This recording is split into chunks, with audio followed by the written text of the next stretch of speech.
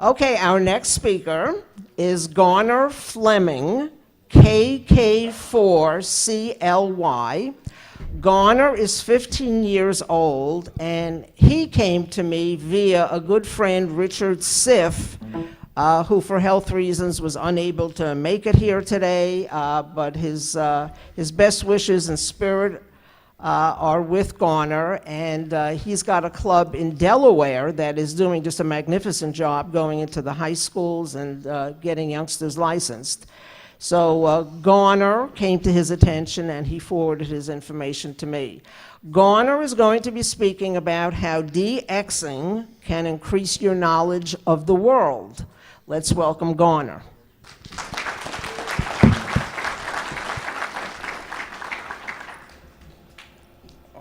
As Carol said, my name is Garner Fleming, KK4CLY, and I'm from Mebane, North Carolina. And I met Richard, WA4BUE, through the Virginia QSO party, and I won the rookie competition last year. And my presentation is called How DXing Can Increase Your Knowledge of the World. And some background information. DXing is making two-way radio contact with other amateur radio operators in distant countries. And this is a picture of me and my dad and my shack. We share it, I guess. It's mostly his, but I use it when I can. And DXing.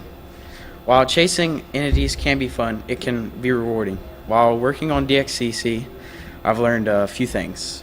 Propagation, world geography, politics and religions of many different countries, the cultures, and the importance of some islands to wildlife,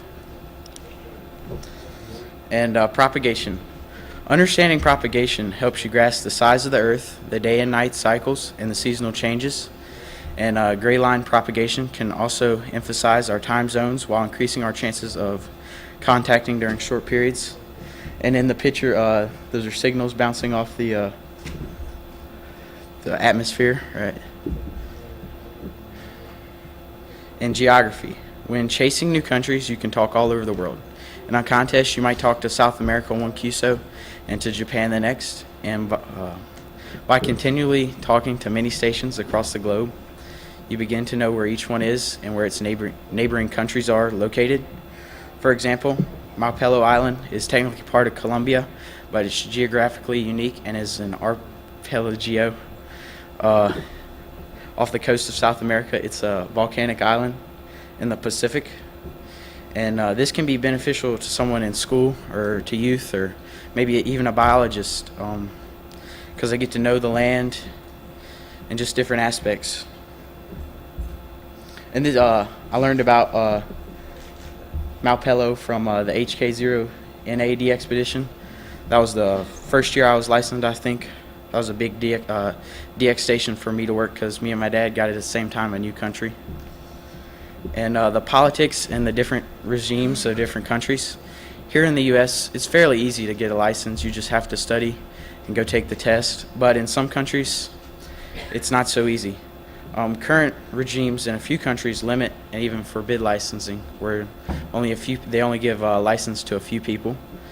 And some countries feel that amateur radio might impose or threaten them, while others look at it as helpful and beneficial, like we have ARES here to help with natural disasters and things like that. And while chasing DX stations, you get to see firsthand the trouble and difficulty of just getting licensed. And here's a picture of the TX5K license that was Clipperton Island, and they had to go through a lot of trouble just to get there because it's a wildlife sanctuary. They had to get boating permits, and they had to follow certain regulations when they got on the island just before they could even get their license.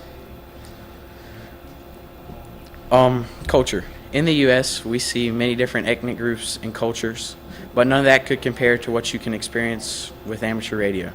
I have seen through QRZ.com many different ways of life, from the sunny Pacific and Tahiti to the freezing temperatures of Russia. And you get to see the many different religions and where each one rules and how it affects the area. The first year I was licensed, me, my dad, and my mom, we went to Bermuda for a mini D expedition. And this is, you can just see how close they are. We're the closest land to them, but how different their lifestyle is there. And that is Ed Kelly's front yard, and you can see the coast in the background. And some islands' importance to wildlife. I've learned of many species that are endemic to 1 or 2 islands and how hard it can be to be licensed there. When you go and check out a DXpeditions webpage, you can read about the island and some of the species that call it home. Just think of the examples of the species that call the Galapagos home, like the Galapagos tortoise, and there's the finches that are native to each island because of the different species that live, the different plant species that live there. And this is a picture of the Campbell Island teal. It's an endangered species endemic to the Campbell Islands group of New Zealand. And the ZL9 HRD expedition, they had to go through a lot of the same stuff that TX5K and HK0NA did to get there for safety of the animals because of just how few that are left. And the conclusion. DXing opens the world for learning about things out of your homeland. It will keep you aware of the geopolitical conditions around the world. Just think of the situations that are currently in Ukraine, Russia, Sudan, Syria, or even North Korea. And it will allow you to make friends all over the world, like our good friend Ed Kelly. My parents have been there twice to his house. This is my mom with Ed at his house. And you can meet a whole lot of people and get to meet new friends that you wouldn't have got to meet without DXing or amateur radio. And that's it.